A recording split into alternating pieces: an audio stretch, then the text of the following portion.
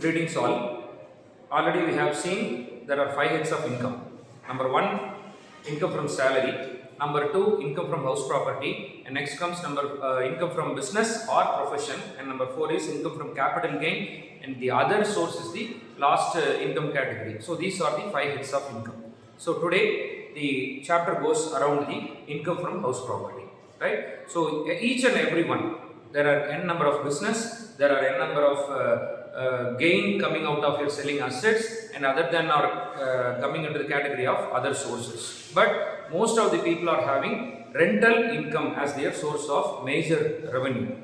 So the government is imposing tax for the income generated around the property which is let out. So what is let out and what is self-occupied? So the meaning itself says self-occupied, which is used for the own residence of the owner or the assessee, right? Next category, let out property. So for the revenue generation or for the income generation, a part of building or a separate building is given for a rental purpose, right? So there are two heads of income under the income from house property, right? Next.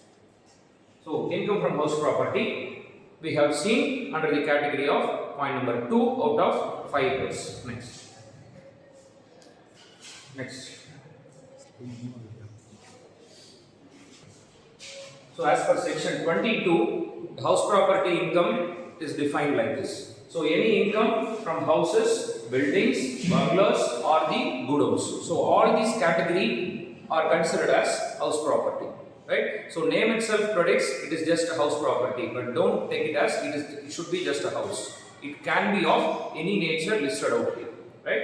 So are to be assessed under the head income from house property. The income from house property is equal to the annual value of house property minus deduction under section 24. So we are going to compute what is the annual value. So annual value is computed out of the various rental value for the above set building values, right? So buildings may be of different nature, right? Next. So house property. Under section 23, these are the category of house property. So one, the let out to a tenant may be used for residence or for a business. Either you are giving it for a rent, the tenant can be used for the same house for his family or for his business, whatever may be the nature. But we need only the source of income, we call it as rent. So next category is occupied for his own residence. So this one is called as self-occupied property in our computational language. So next category used by the assessee as stock in trade, and last category used for own business and for his own profession, where the assessee used the building or the godown for his own business, right? So for this comes under the assessed under category income from house property, and those two categories comes under the profit or gain for the business or profession, because it is considered as stock in trade or it is used for his own business or profession, right? These are the categories, 4 categories, and 2 are coming under the category of house property, and other 2 category calculated under profits or gains, right? Next.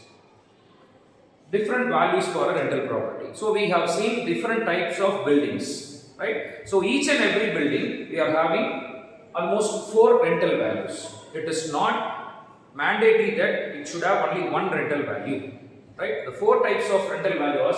First one, municipal value, valuation of property made by the local municipality. Either the administrative authority of your village or your panchayat or your municipal corporation, they will be fixing a value for your house property. Either it is a building or a godown, right? Next comes fair rental value, the valuation of property made on the basis of the valuation of same type of property, right? So a house is there or a building is there. The fair rental value is fixed on the nature of same category of house, specifically the size, specification in the same locality, right? If you are staying in Erode, a particular heart of the city or a particular plot, nearby locality, they will be considering same type of house property, what is the value. So your value of house property will be fixed on the basis of the value which is already existing there, right? So third category, standard rent. Standard rent, it is the valuation of house property made on the basis of rent determined by the Rent Control Act of the concerned state. So that is a Rent Control Act. So as per the Act, each and every state is empowered to fix the value for a house property, right? So that is called as standard rent. So standard rent is nothing but a rent which is fixed by the particular state under the Rent Control Act, right? So next category is actual rent received or receivable. This is what we practically take. So the practical rent is nothing but what we receive in the hands, or what the owner receive the amount during the month end or 2 months end or 3 months end, right? So actual rent is nothing but it is the valuation of property made on the basis of rent received or receivable from the tenant. So a house property is having almost 4 minimum category of rental values, right? Next. What is annual rental value, or what is annual value? So it is the value for which a property can be let out from year to year. So now how it is going to be determined under section 23 of 1, right? Point number 1. So first we will see how the let out property is considered. So gross annual value of the property minus or less municipal tax paid by the owner. This is just called as adjusted annual value of the property. Next. So how to determine the income from house property for a let-out? So gross annual value of the property minus municipal tax, we call it as adjusted annual value. So after adjusted annual value, we are going to make some deductions out of the income generated. So there are only 2 deductions for the income from house property. One is your deduction under section 24A, which is a standard deduction. 30% is a standard deduction for the house property income. And second one is interest on borrowed capital. That should be only for construction or renovation or repair of the house property income, house property what you hold. So that interest is made deducted out of the adjusted annual value under section 24 of B. So both the deductions are deducted out of your adjusted and gross annual value, and finally you are getting your net annual value, or we get the income from house property, which is for the let out, right? Next. So this is for the self-occupied category. So as it becomes self-occupied, as per the norms, the adjusted annual property is considered as nil, or we consider it as 0. So the self-occupied house property, the adjusted annual value will be 0 or nil.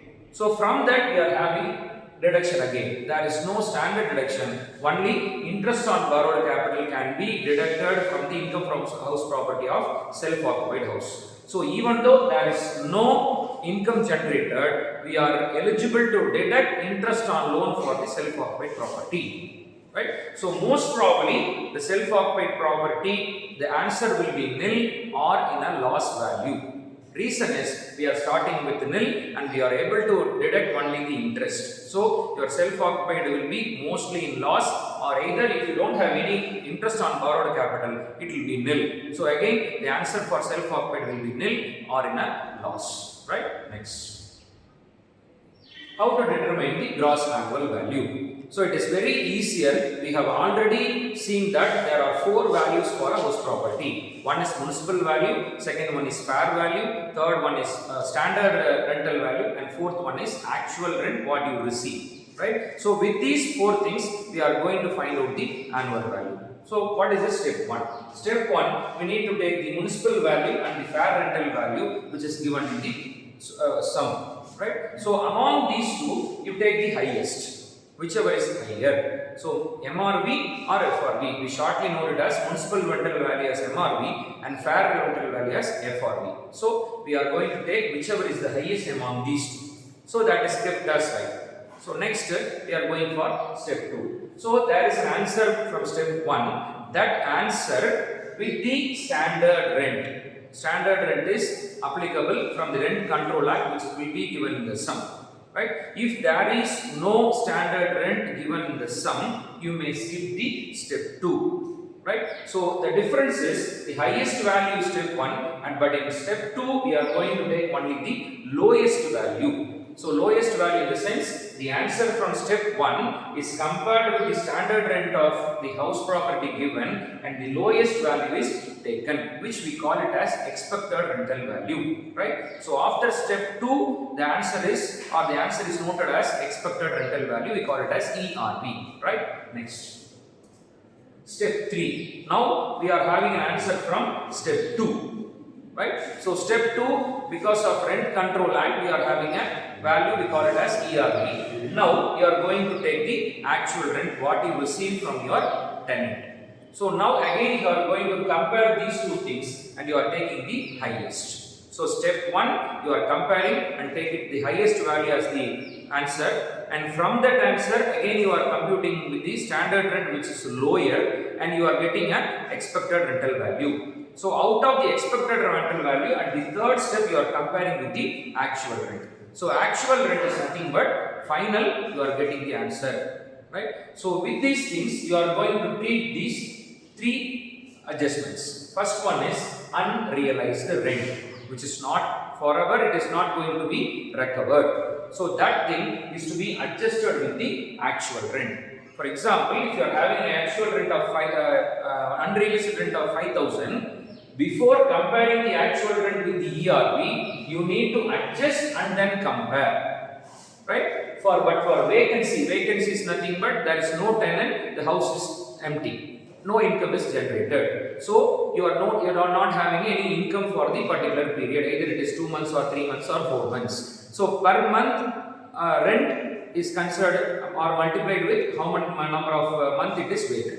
If it is for 2 months, for example, you are having 5,000 rupees as rental value and you are having 3 months as vacancy, total vacancy value will be 15,000, right? So to treat the vacancy period, you are making these 2 steps and final answer will be there, and then you need to adjust after comparing the actual rent, right? The answer of step 3, then you need to adjust the value of your vacancy, right? If there is any joint expenses given for both combined of self-property and the lessor property, what we can do? The answer is you have to apportion the joint expenses in the basis of municipal rental value MRV. Most probably, where we are having same joint expenses under the category of interest on loan, on either on municipal taxes. The both 2 things are the coming under the category of criteria, right? So we are going to apportion the joint expenses in the ratio of MRV. Some sums will be having the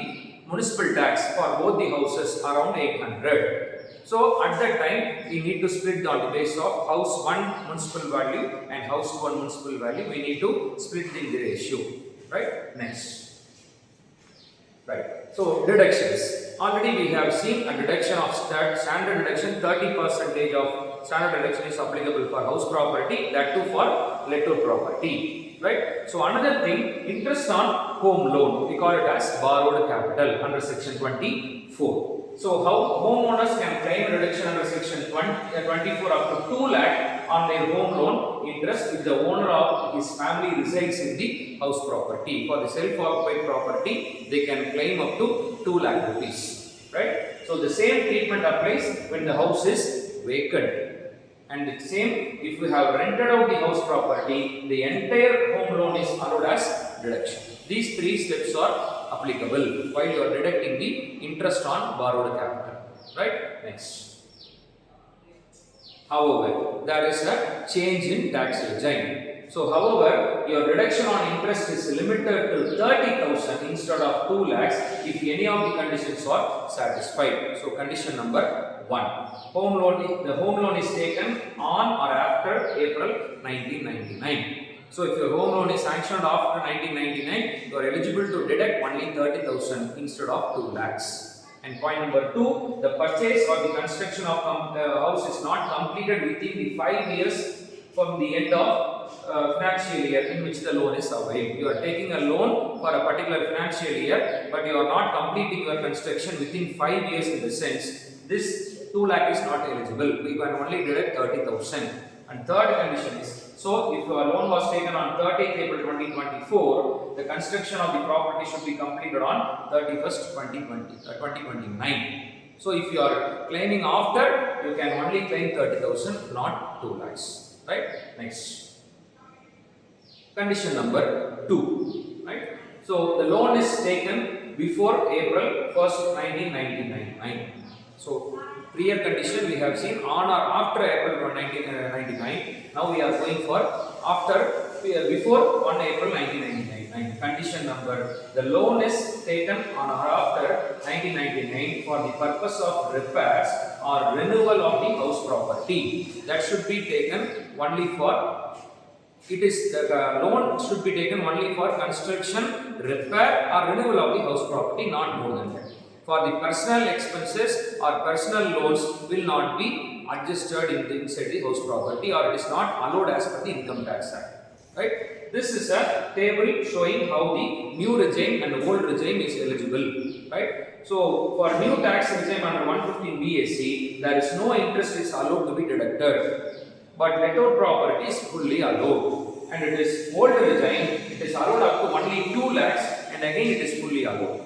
So when it comes for new tax regime, you are not allowed to deduct any amount of money borrowed capital. But the new tax regime, it is old tax regime, you are eligible to claim only 2. So government has given provision, either you can follow new tax regime or you can follow old tax regime. That depends upon the assessee's interest.